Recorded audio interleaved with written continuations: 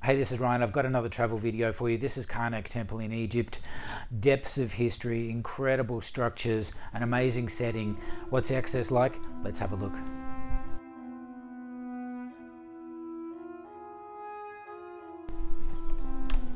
This is Free Will Weekends. Welcome to Egypt.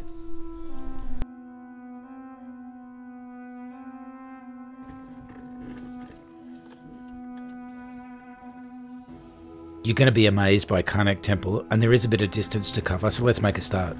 Enter through the visitor centre, which is step-free, and make your way towards the glass doors at the back. Through these, there's a gentle ramp on your right-hand side. Wind past this souvenir shop and you'll find yourself in an open square, which is about 100 metres from the temple. If you're here in the morning light, with very few people, it's pretty amazing. Right here, there's a gentle wooden ramp up and then a fairly steep stone ramp down. The avenue of the sphinxes here makes for a pretty impressive welcome. The surface at this first entry is a little bit sketchy, but after that, it's stone, it's compacted gravel, it's flat and it's easy to get across.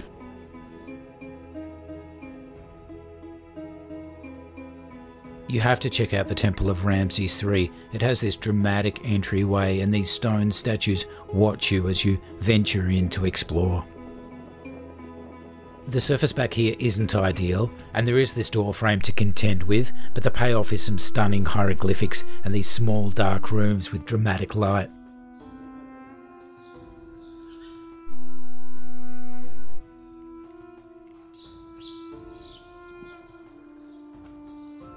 Head back out and turn right and you'll be making your way towards Karnak's famous centrepiece, the grid of gigantic columns with ornate inscriptions. This is the Great Hypostyle Hall. So the centre pathway here is great, and though the outer surface isn't 100% flat, it's worth exploring this forest of pillars just to see the detail and really appreciate the scale.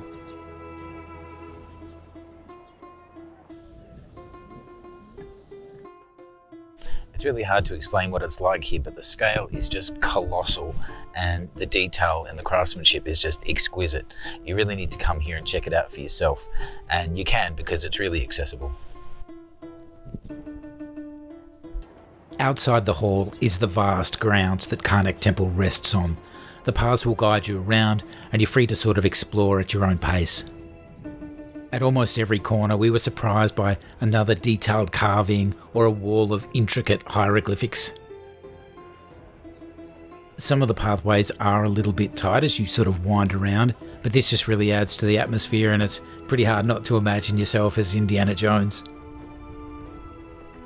The temple sits on 200 acres, which is about 3/4 of a square kilometre, so give yourself some time to take it all in. If you're rolling, you might want to bring some gloves, and if you're a slower walker, just be mindful that there aren't a lot of seats away from the sun.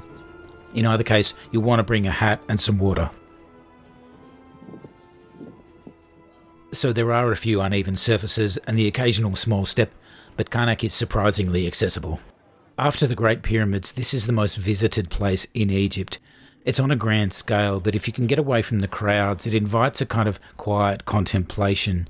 If you find yourself in the Middle East or in Northern Africa, you must check out Karnak. It's truly extraordinary.